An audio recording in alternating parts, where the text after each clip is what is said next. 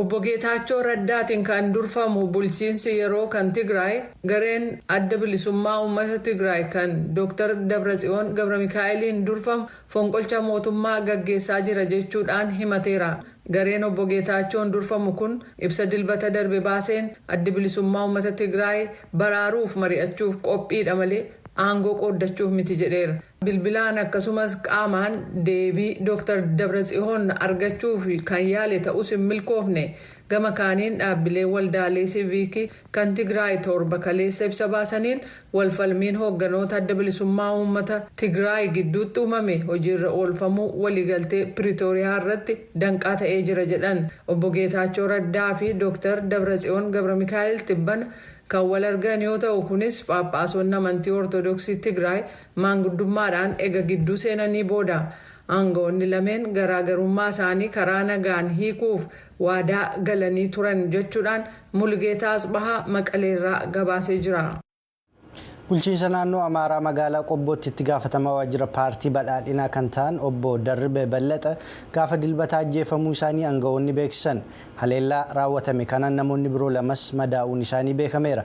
Obbo Darbeen kanaan dura hoogganaa bulchiinsa magaalaa Qobboo kan turan yommuu ta'u ajjeefamuu isaanii aanga'aan paartii badhaadhinaa godina Walloo Kaabaa mirkaneessanii jiru.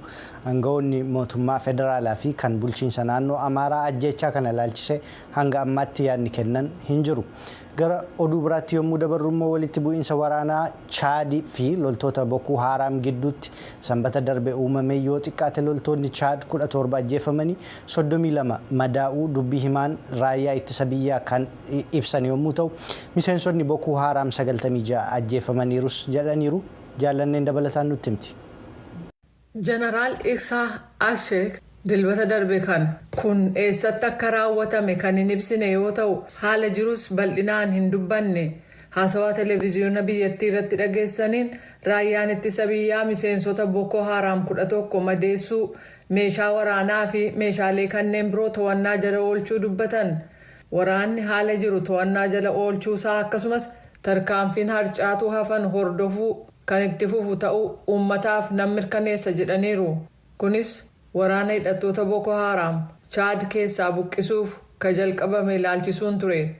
Naannoon sun irra deddeebiin haleellaan kan irratti gaggeeffamaa ture yoo ta'u kunis lootiseentonni Islaamic State kan Afrikaa dhihaa fi Boko Haram dabalatee kan bara 2009 Naayijeeriyaa kaaba bahaa keessatti dhoo'e gara Chaad dhihaatti babal'ateetu. Dhuma baatii darbee keessa maadhee waraanaa naannoo Hara Chaad jedhamtutti haleella raawwatameen loltoonni gara 40 ta'an kan ajjeefaman yoo ta'u kana booda pireezidaantiin yeroo ce'umsaa Mahamad Idris Debi waraana biyya Afrikaa waaltaa humnooti nageenyaa biyyoota hedduu keessaa akka baasuuf jiran doorsisan. Humnoonni Faransaayii fi United States kanneen fincila jihaad waggaa 12f naannoo Saahel kan Afrikaa dhiyaa keessatti gaggeeffamaa ture qolachuuf jecha gargaaruu barbaadaniif Chaad michuu barbaachiftuudha. Ho'ina qilleensaa addunyaa to'achuu fi dandamachuuf doolaara tiriliyoonaan lakkaa'amu akka gaafatu kan tilmaaman ogeeyyiin biyyoonni hiyyeeyyiin kana hin qabanii jedhu. Alaabaa, gommaa, gabatee konkolaataa, kopheellee tuunafin kurnootaan kanneen lakkaa'aman qabachuudhaan deeggartoonni Tiraamp dhuma torban darbee kana Los Angeles keessatti injifannoo kana kabajuudhaan Griffith Park, Hollywood Boulevard, Santa Monica Pier illee keessatti sagalee fi alaabaadhaan guutanii turan. Bulchaan Kaalifoorniyaa Gavin Newsom seera baastuun kutaa Kaalifoorniyaa miidhaa Tiraamp White House mirga ulfa baasuu dambiiwwan waa'ee konkolaataa elektiriikiin hojjetanii imaammata immigireeshinii fi gargaarsa yeroo balaa kan federaalaa irratti raawwachuu danda'urraa Kaalifoorniyaa ittisuuf maallaqa seera kabachiisuuf oolu akka dabalu gaafataniiru. Michel deeggartuu Tiraamp yoo ta'an isaanis akka jedhanitti marsaa filannoo itti aanutti lammiiwwan Kaalifoorniyaa baay'een paartii Riippaabilikaanotaa filachuu akka danda'an nan amana jedhan. Tiraamp erga aangoo qabatanii booda akkuma dhuguma aangootti seeneen namoonni baay'een jireenya isaanii isa gaarii qofa jiraachuuf deemu jedheen yaadaa jedhaniiru. Filannoo pireezidaantummaa bara 2020 gaggeeffameen lammiileen Kaalifoorniyaa dhibbentaan 63.5 kaadhimamaa paartii deemokiraatotaa joo baayidaniif sagalee kan kennan yoo ta'u tiraampiif immoo sagalee kan kennan dhibbeentaa 34.3 turan. Sabaranaa jechuun bara 2024 haaris dhibbeentaa 58.2 tiraamp immoo dhibbeentaa 38.9 argataniiru. Yeroo dhumaaf kaadhimamaan pireezidaantii riippaabilikaan kaalifoorniyaa keessatti kan injifate joorji bush bara 1988tti ture. Koomishiniin Gamtaa Afrikaa durataa dhaabbaticha gaggeessu guraandhala fuuldura keenyaa kana filuuf adeema. Dorgommii kanaaf kaadhimamtoonni amma kan duulana filadhaa jalqabaniiran yommuu ta'u pireezidaantiin Keeniyaa duraanii Raayilaa Oodingaa dhuma torbee kana duula dorgommii na filadhaa Finfinneetti jalqabanii jiran. Raayilaan dubbii isaaniin sochiin daldala bilisa Afrikaa keessatti akka babal'atu waloomni diinagdee akka jabaatuu fi gamtaan Afrikaa qaama hojii hojjechuu danda'u nan taasisa jechuun yoo ifoomsan dorgomaa isaanii keessaa tokko kan ta'an ministeerri haajaa alaa Jibuutii Mahammad Ali Yusuf hojimaata dhaabbatichaa jijjiiruuf akka jiran himaniiru. Finfinneerraa Galmoo Daawit dabalataan nutti hima. Filannoon gaggeessaa Koomishinii Gamtaa Afrikaa bara 2025 gaggeeffamuuf yeroo ji'oota muraasaatti hafa. Ardii Afrikaa bakka hedduutti yeroo rakkoowwan nageenyaa itti fufaniiru jedhametti dorgomtoonni alangee itti gamtaa kana gaggeessan harkaan ga'achuuf itti jiran.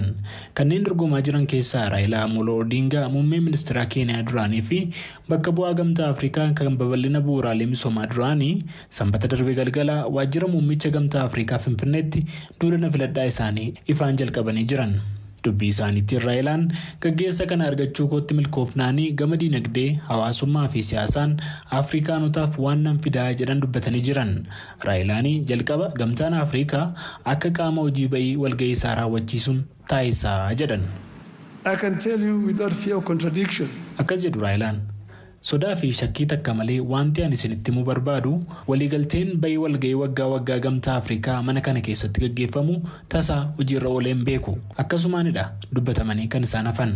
Kun egaa waan koomishinii gamtaa Afrikaa irraa argadheedha. Kun gamtaa kana dukkaana oduu qofaa waan taasise jedheen fudhadha. Hangama kiyyaan. Kanaaf kana jijjiiruun fedha. Bayin walga'ii martii hojiirra akka oolan nan taasisaa. Kan hojiirra hin oolin hafan immoo sababa ooluu dhabanii fi akka ibsi ga'anii Afrikaanotaaf kennamu nan taasisaa jechuun dubbatu Raayilaan. Bara 2018 hanga 2023tti Raayilaan gama biraanii bakka bu'aa gamtaa Afrikaa kan babal'ina bu'uuraalee misoomaa ta'uun hojjetanitti muuxannoo hanqina gama bu'uuraalee misoomaan ardichi qabu waan argee fi kana furuudhaafis nan hojjedhaa jedhan. Kana keessattis bu'uuraalee misoomaa babal'isuu fi ardichi qabeenya gahaa qabaatus garuu tarsiimoon hojii kana walitti hidhuu waan hin jirree fi kunis immoo Afrikaanota hedduu miidhaa jira jedhan. Inni kaan jedhu Raayilaan Afrikaanonni walitti karra cufuudhaa jedhu. Yoo dubbatan. Akkas jedhu Raayilaan ammas inni biroon danqa nuti walii keenya irra keenyee warra rakkisnuudha. Jaalli kiyyaa Alikoo Daangootee namni daldalaa cimaan Afrikaa yeroo darbe Raayilaa ani biyyoota Afrikaa keessa deemuudhaa fi viizaa 35 na gaafachiisa. Warri Faransaay garuu homaatuuf viizaa isaaniin barbaachisuu naan jedhe. Kunutu akkas ta'ee jiru egaa dhalataa Afrikaa ta'uudhaan namni akkamitti dorgomaa ta'uu danda'a? Ittuu dhalataa ardii kanaa ta'uu keetii fi adabamaa jirta. Murteen akkanaa kun egaa dhugaattuu warra dhuunfaa kan nu fakkeessudha. Awurooppaa keessa dur olii gad deemuun baay'ee rakkisaa ture. Garuu erga Schengen viizaan dhufe dhalattoota ardichaatii fi hojii isaanii baay'ee salphiseeraaf. Kanaafis anis Afrikaan Yuuniyeen viizaan akka inni hojiirra ooluun hojjedhaa jechuun dubbatu Raayilaan. Raayilaa waliin dorgommii dura taa'aa Koomishinii Gamtaa Afrikaa kana Ministeerri Haajaa Alaa Jibuutii Mahammad Ali Yusuf, Alii Gayaan, Ministeerri Haajaa Alaa Moorishees duraanii fi Riichaard Raandiriyaa Maandiriyaatoo Ministeerri Haajaa Alaa Madagaskar duraanii ni hirmaatu jedhameetu eegama. Ministeerri Haajaa Alaa Jibuutii Mahammad Ali Yusuf hagayya darbee Harummaa Reefitti yoo dubbatan haala dorgommii isaanii ilaalchisuun akkas jedhanii turan. You know, I have been involved in diplomacy for more than 3 decades now. I started my diplomatic career in 1992. Akkas jedhu Mahammad Ali Yusuf. Ani hojii dippiloomaasii hojjechuu erga naansee waggaa 30 ga'an jira. Hojii kana bara 1992 kaaseen hojjechuu irratti argama. Bara 2005 as immoo Ministeera Haajaa Alaa Jibuutii ta'uudhaan hojjetaa jira. Kun muuxannoo dheeraadha. Durataa Koomishinii Gamtaa Afrikaa ta'uudhaafis tattaafataan jira. Gama tumsa dippiloomaasiitiin qabeenyaa fi tumsa barbaachisu gahaan qaba. yoo waaqni jedhes immoo dorgommii kanas nan injifadha jechuun dubbatu. Ali Yusuf sagantaa dorgommii kana yoo injifatan qabanis yoo dubbatan dursaa guyyoota 100 keessatti waan an hojjedha jedhan akka adda baafatan hojjetaa hojii gamtaa Afrikaa an ofitti fudhu kanas naara wachiise jedhanis akka walitti qabatan dubbatu. Because there are still major programs that has to be, implemented, like what we call the flagship programs, like the. Akkas jedhu Ali Yusuf ammas eeyyeen amma sagantaawwan ifa taasifaman hedduun hojiirra ooluu qaban ni jiran. Fakkeenyaaf bu'uuraalee misoomaa ardichaa walitti fiduu, paaspoortii Afrikaa dhugoomsuu, waliigaltee daldala bilisaa Afrikaa hojiirra oolchuu kan jedhan warri kun hojiirra ooluu qabu. Kanaafis immoo seeronnii fi damboonni hedduun fooyya'uu malan. Kun hojii waggaa dheeraa gaafatu ta'us egaa koomishinarri dhufu martuu waan hojjetee darbu qaba. Garuu qaamni ardii kana keessa jiru waan kana dhugoomsuudhaaf socho'uu qabu. Gamtaawwan biyyootaa kallattiiwwan Afrikaa garaagaraan jiranis qaama kanaa ta'uu qabu. Marti keenya immoo hojii bu'a qabeessa hojjechuu amala godhachuu qabna. Ani immoo kana gaggeessuudhaaf milkeessuu nan danda'a jedhee yaada jechuun dubbatu. Marsaa lammataa fi kan koomishinii gamtaa Afrikaa gaggeessan Musaa Faaqii bara hojii isaanii kan fixan yoo ta'anii namni isaan bakka bu'us gurraandhala dhufuu bara 2025 marii idilee gamtichaa irratti kan filamu ta'a. Finfinneerra.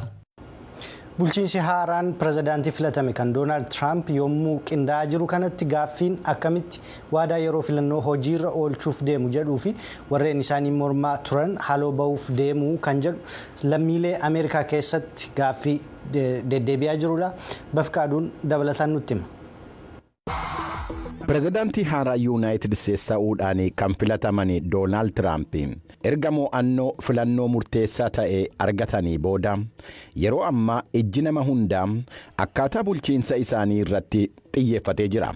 Akka deeggartoonni isaanii jedhanitti warreen isaanii fi sagalee hin kennine iyyuu bulchiinsa isaanii irraa akka fooyya'insa jireenyaa argachuu danda'an amanu. Vivek Ramaswamy paartii Riippaabilikaanotaa bakka bu'uudhaan pirezidaantummaadhaaf dorgomaa nama turanidha.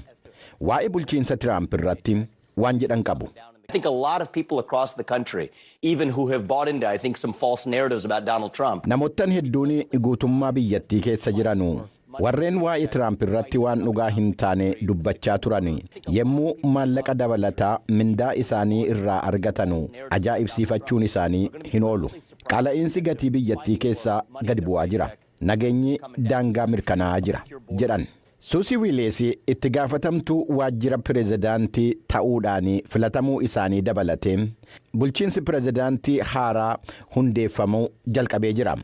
Doonaald Tiraamp sanbata dheengaddaa fuula miidiyaa hawaasaa mataa isaanii Tiruuzii jedhamu irratti akka agarsiisanitti kanaan dura dhaabbata mootummoota gamtoomaniitti ambaasaadara mootummaa Yuunaayitid Isteetsi kan turan Niikii Heeliitii fi kanaan dura ministeera dhimma alaa bulchiinsa isaanii duraa kan turan Maayik Paampeyoo dabalatee akka miseensa kaabinee isaanii haaraa keessatti hin hammatamne ibsanii jiru. Kunittuu kanaan jiru Doonaald Tiraamp warreen isaanii mormaa turan keessumaa warreen himannaa seeraa isaan irratti dhiyeessanii haaloo ba'uudhaaf deemuu laata gaaffiin jedhu ka'aa jira. Dorgoma pirezidaantii kan turan Vivek Ramaswamy dhimma kana irrattis waan jedhan qabu.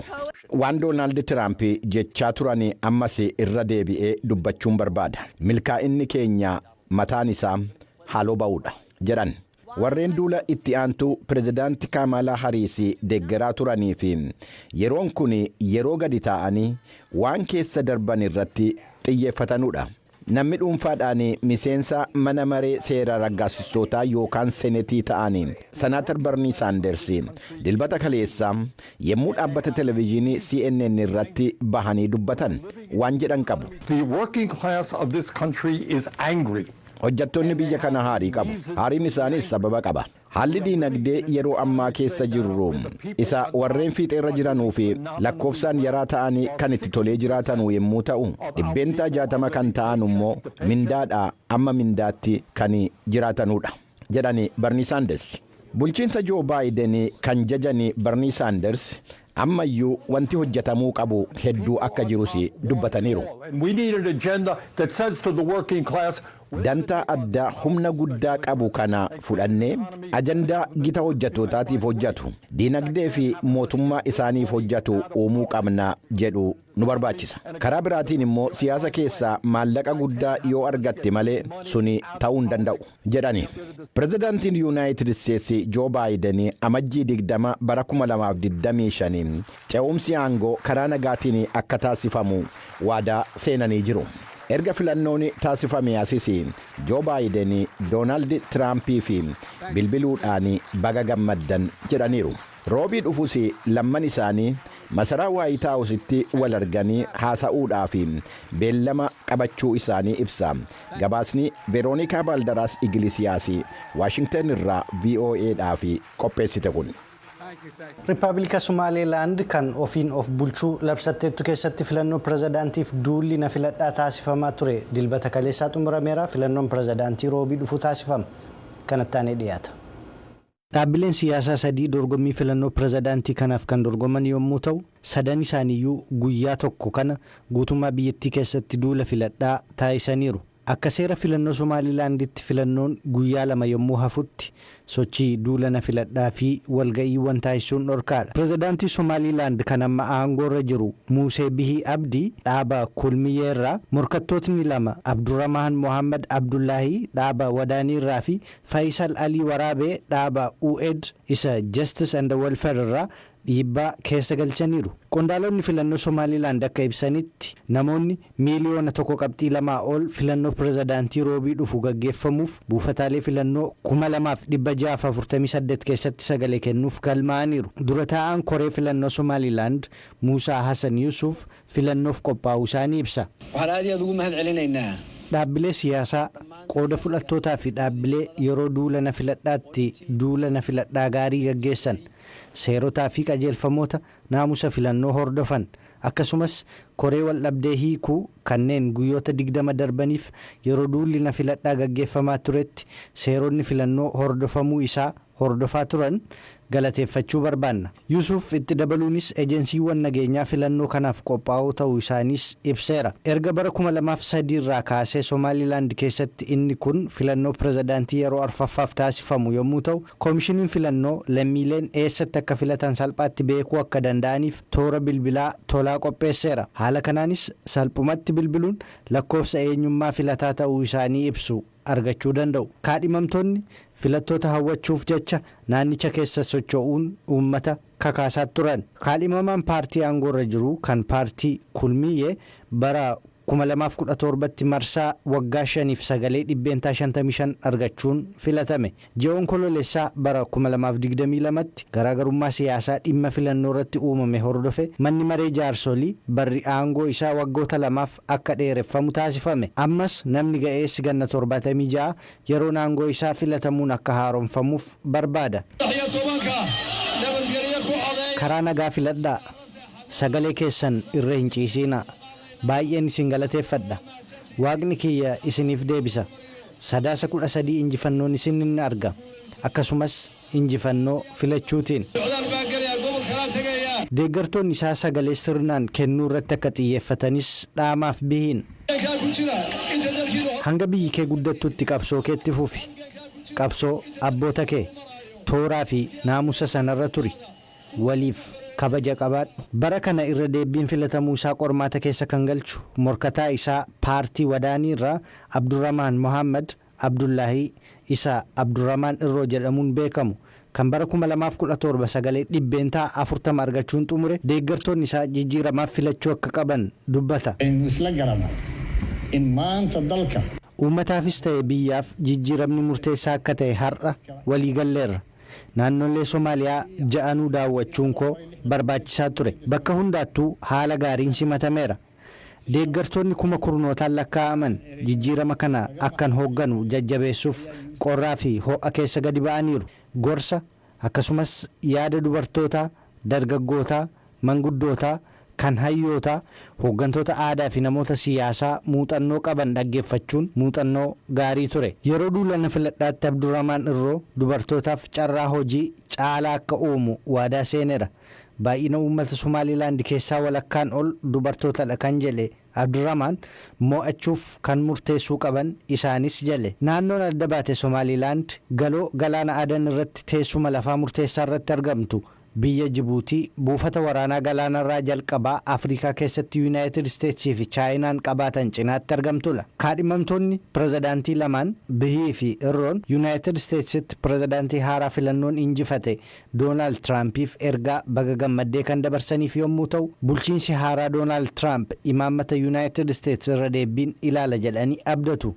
Bihiin filatamuu Doonaald Tiraamp hordofee fuula miidiyaa hawaasaa X irratti barreeffama maxxanseen walitti dhufeenya Somaalilaandii fi Yuunaayitid Isteets isa tarsimaawaa ta'e daran cimsuuf eegna. Waliin taanee haala fooyya'aa uummata keenyaa fi naannicha keessatti nageenyaa fi tasgabbii akkasumas gaanfa Afrikaatti badhaadhina finnas jale. Morkataan isaa Abdurrahman Irroos nuti lammiileen Somaalilaand imaammata jabaa Somaalilaandiif qabdan kanaaf gammannee tumsa Somaalilaandii fi Yuunaayitid Isteets cimsuuf hawwii guddaan eegganna. Baha Afrikaa fi Galaana Diimaa irratti tasgabbii nagaa fi badhaadhina caalaaf hawwii guddaan eegnaa jedhe. Bara 1991tti Soomaaliyaa irraa adda ba'uu kan labsatte Somaalilaand akka naannoo kaaba adda baateetti kan ilaalamtu malee akka biyyaatti kan hin ilaalamne. Lamaan isaaniiyyuu kan dhiyeenya muddee 29 bara 2023 dabalatee Jibuutii keessatti waliin dubbiif irra deddeebiin taa'anii ture. Garuu immoo boodarra pirezidaantiin Somaalilaand Muusee Bihii Abdii fi ministeerri muummee Itoophiyaa Abiy Ahmed waliigaltee wal hubannaa hulaa galaanaa mallatteessuu isaanii hordofe wantoonni hundinuu gara duubaatti deebi'an. Soomaaliyaan abbaa biyyummaa koo sarbame jechuun Itoophiyaa fi Somaalilaand immoo waliigalticha abbaa biyyummaa hin sarbu jechuun yommuu falman yoo hojiirra kan oolu ta'e Itoophiyaan biyya hulaa galaanaa hin qabne kiraaliiziidhaan hulaa galaanaa qabaatti. Akka ibsa aangawoota Somaalilaanditti biyyoonni gama lixaa fuulduree isaanii murteessuuf ga'ee Soomaaliyaa fi Somaalilaand ta'uu cimsanii dubbatu jala.